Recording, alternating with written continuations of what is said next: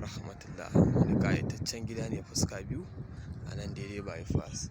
Gashi nan kana ɗan shan kwanan nan bypass za ka tarar. Yawa ga location ɗin gidajen da suke area nan. Gashi kuma gidan fuska biyu ne da shi. Kuma akwai babban layi a wurin. Layi ne ya kama daga can ya taho zuwa nan. Ga kwatas nan sun gina ta kan babban titi. Ta je ta kan babban titin can. Masha Allah. Gidan komai girman mota za ta shiga. Gashi nan tarazo ne kuma. Masha Allah. Ga saman sa nan. Yawa gashi. Ga saman sa. Nan public toilet ne. Gashi. Da driving dakin ne kuma a buɗinsa.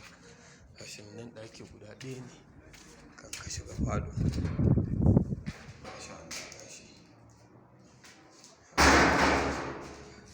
Ga saman sa kuma suspended ne an sa ƙugiya. Masha Allah. Nan kuma falo ne. Masha Allah. Ƙayataccen falo. Gashi. Ƙayataccen falo. Ga saman sa nan kuma ya sha POP. Masha Allah.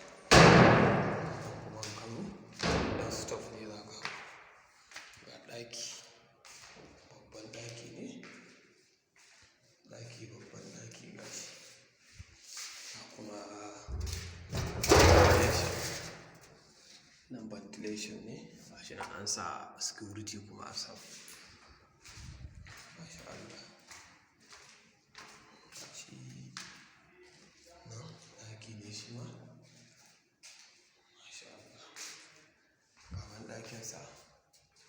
Banɗaki babban banɗaki. Masha Allah ya sha tiles ko'ina.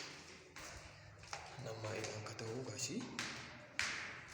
Nan kitchen ne. Gashi. Gashi babban kitchen.